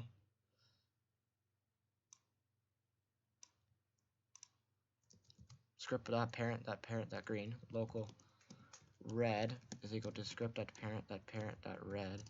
And then local yellow is equal to script.parent.parent.yellow. So that makes it so I don't have to type out this massive script.parent thing every time I want to access one of these. I'm just going to type in green, just like the variable. I have them lowercase. I'll do the same thing for a failsafe for the yellow. I'm also going to put the yellow in here at 0.8. Oops, I need to read and name the whole thing. Yellow, oops. If I can spell.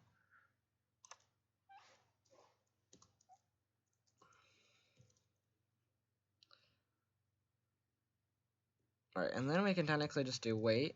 Let's wait 10 seconds. And then we can copy this code, actually. And then we can say 1, nope, 0, and then 0.8. And then we can say that, and then we can do that again, and then we can go 0.8, and then 0. So now this is going to come up with the issue of every time a glider hits, it's going to reset the countdown. So let's fix that. Function count.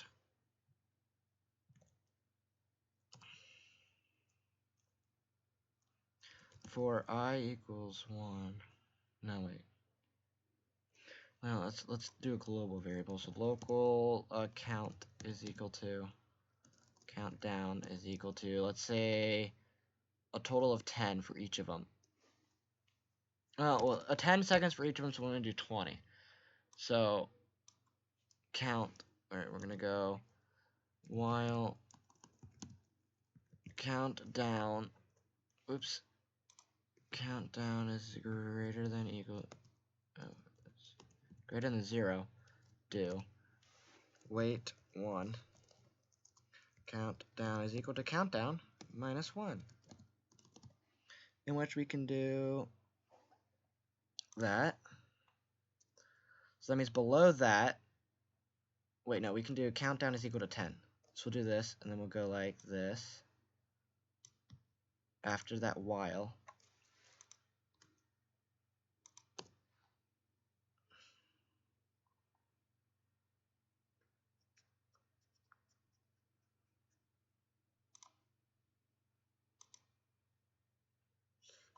Well, actually, we're going to do it greater than 10, so yeah, we'll go back to the 20 thing. Coming up with this as I go. So 20, while it is greater than 10, it counts down to 1. Then once it hits 10, it's going to do this. And then we can do another while. However, greater than 0, however, and countdown is less than 10. So that means once it so then we can copy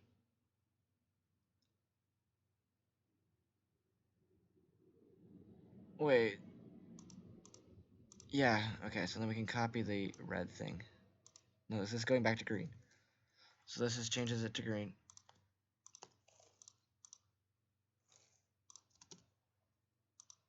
And turn up green.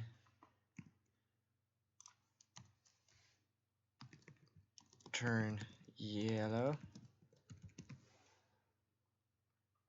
So we can get rid of all this, but we can, except for the red one, we'll do that, and then we'll go count. Oops.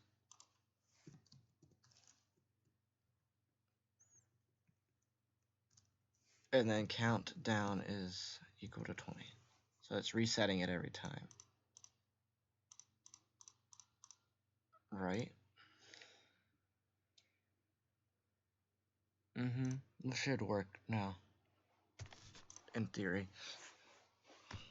So each of my whiles had to wait 1 second, so it won't crash the game. So now it's green, and if I walk past it, it stays green. So let's grab an engine. Let's floor it. Let's go.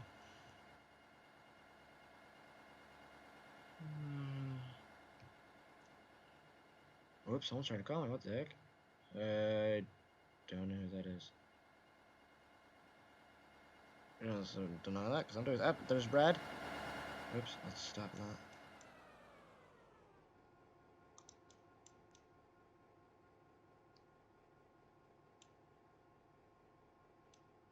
It went back to green.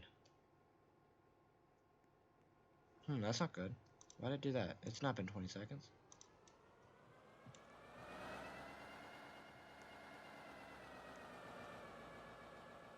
Red. Oh, it's flipping to green each time. What?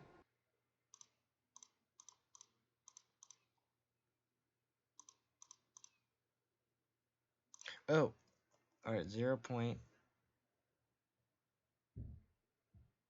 Oh, we can do... We have to do 30. Oops, I messed that up.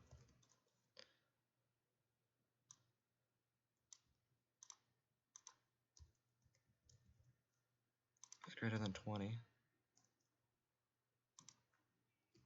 And countdown is less than 30.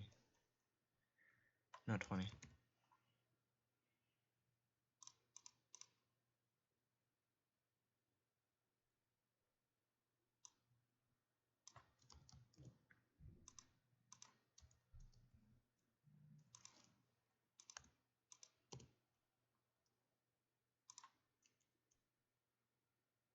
Someone left me a voicemail. Oh, cool.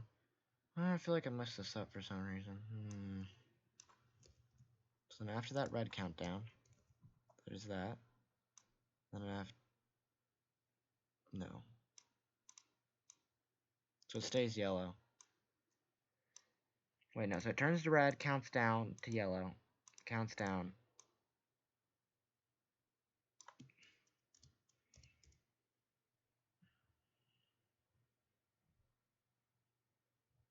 Hmm.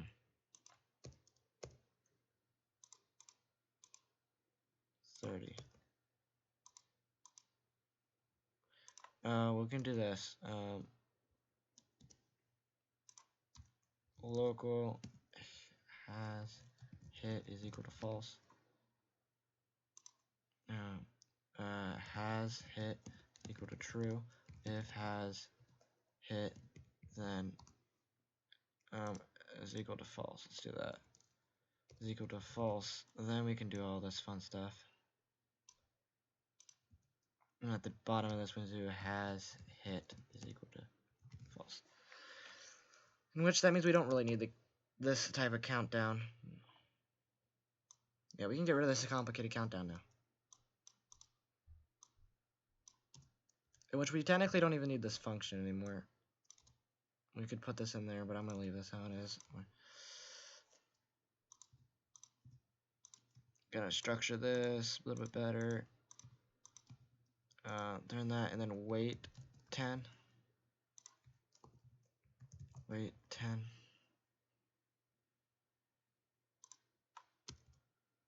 Now it should work.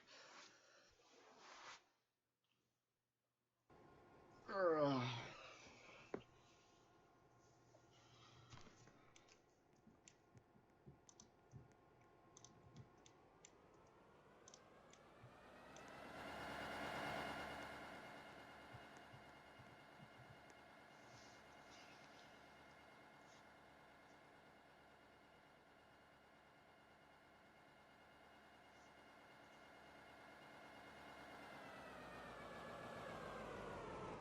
That's not good. Staying green. What's wrong? Alright, let's say log has, if name's gonna count. If has hit is equal to, oh. That's why. That. Because it's telling it that it's been hit before it's been, there we go, inside of there. There we go, now it works. Now it should work.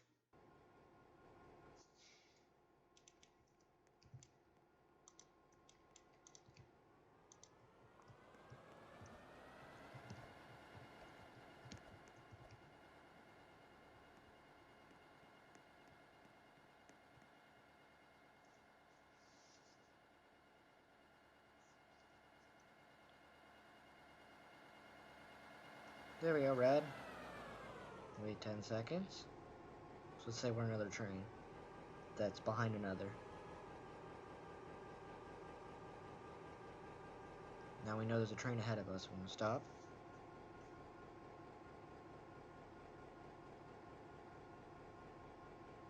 Oh, it went to green. That's not good.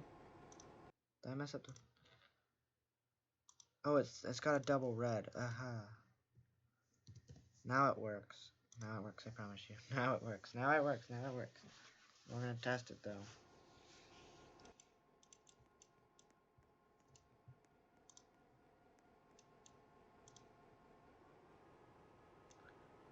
Wait, hold on. Let me try something. I don't think I actually ended up enabling that relinquish thing. So we can run that train and then run another train, right? Yeah. So now we have a train ahead of us.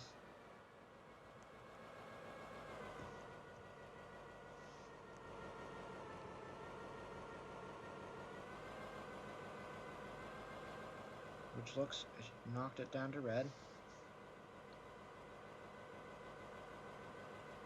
And you can change the time that it has. Alright, so we now, oh, yellow, so we can proceed with caution. No, we're gonna wait. We're gonna wait for green.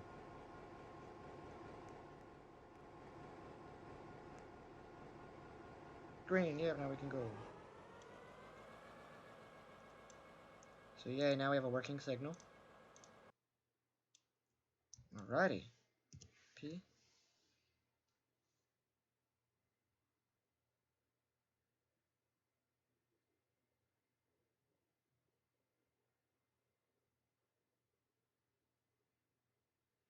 IR in the real world model railroading. Is there a website? Model Railroader magazine's a good place. Pretty much with anything, if you're looking for resources, just look up your question. Like with literally anything, just look it up.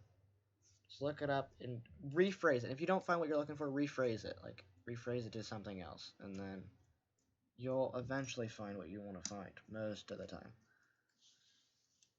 Go to look it up on YouTube, do a whole bunch of different read articles and stuff like that. That's how you find good information with anything. Alright, so now the next thing to do is functions. That's the next thing I have on my list. So we're going to make a bell function, even though we already have one, but I'm going to show you because it works with everything. So first off, I'm going to go ahead and go into the controller. Starter pack controller. I'm going to drag the start control GUI so I can see what I'm doing into starter GUI.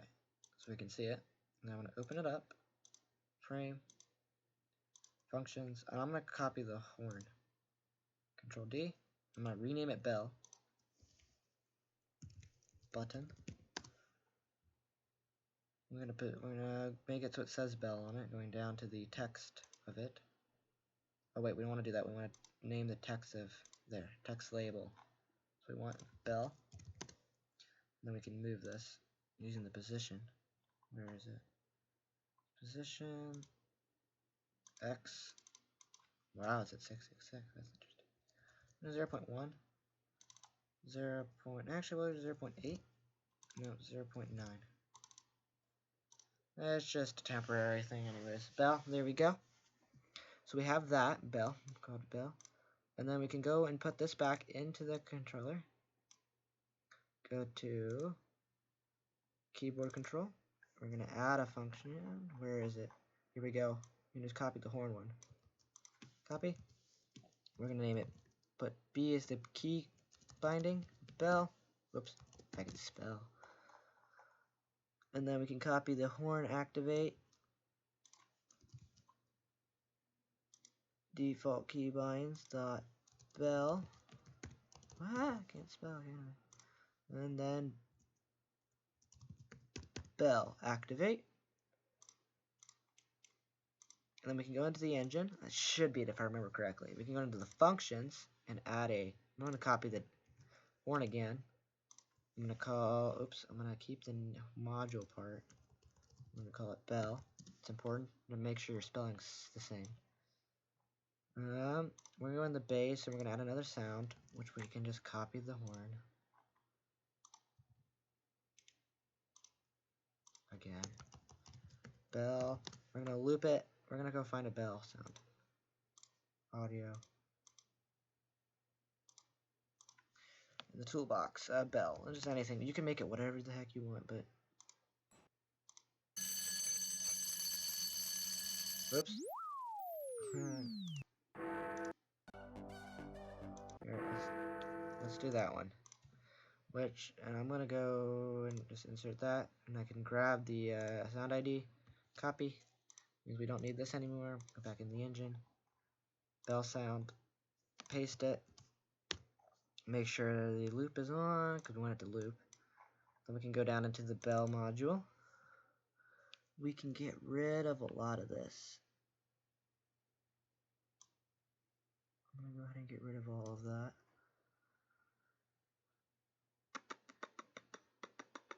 I'm gonna do bell sound up here. Bell sound is equal to find first child. Bell sound.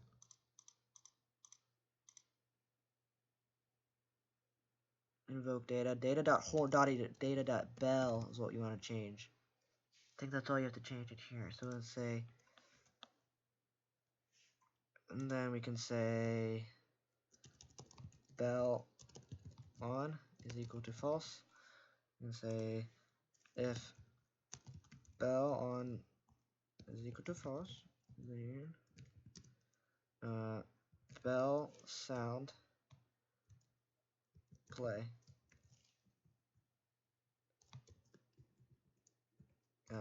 Bell on is equal to true.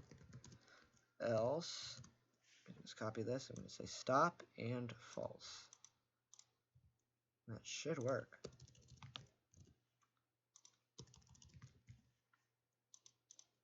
In theory, let's try it. If I remember correctly, that's how it works. I might have missed one line of code or something. Let's try it. We got a bell. Find address. Let's see. Yeah, it works. You can hear it's going dong, dong, and stopping it. B also works. Now you would replace it with whatever sound you want.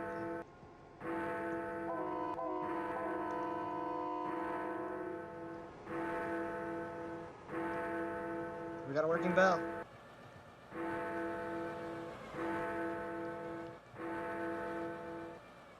Kind of like a church bell on a freaking train, but you know what I'm talking about. So there's that. So now, well, that's everything I have written down. Is there anything you want me to talk about? I know Raph had something he wanted me to go back to.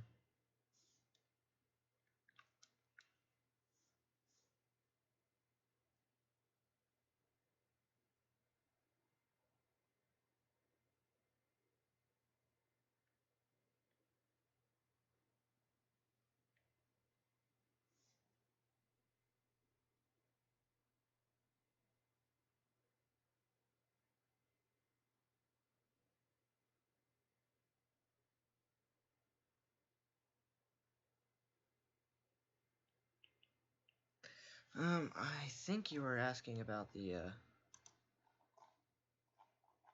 button, so I'm just gonna go over and open it up for now. There's the button on the unloading.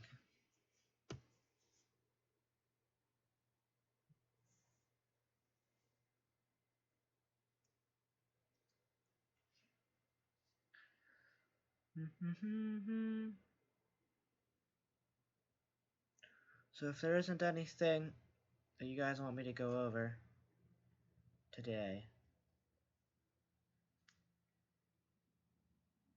we can end this. Oh, you're talking about site for buying trains. Yeah, I've used modeltrainstuff.com.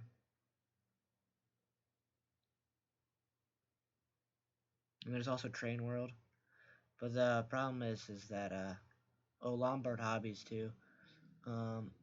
Problem is with this coronavirus, a lot of shipping is like slow or like non-existent until this whole coronavirus thingy goes away, which is kind of annoying. But you know. But yeah. I'm assuming the silence is that there's nothing to talk about. So if any of you want this, it's on my Roblox profile, Bumblebee Jake.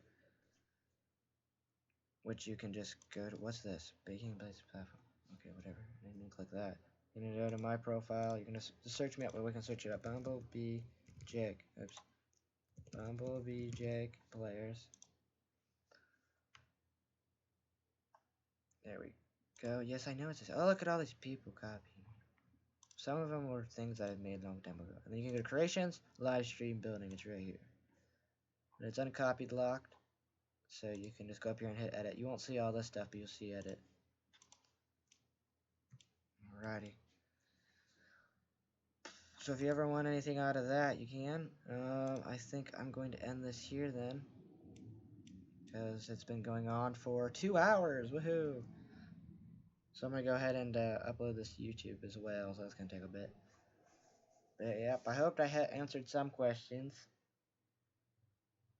Got basic row scale stuff and studio stuff. So yeah, I hope to see you guys around the row scale community and all that. So, cheers!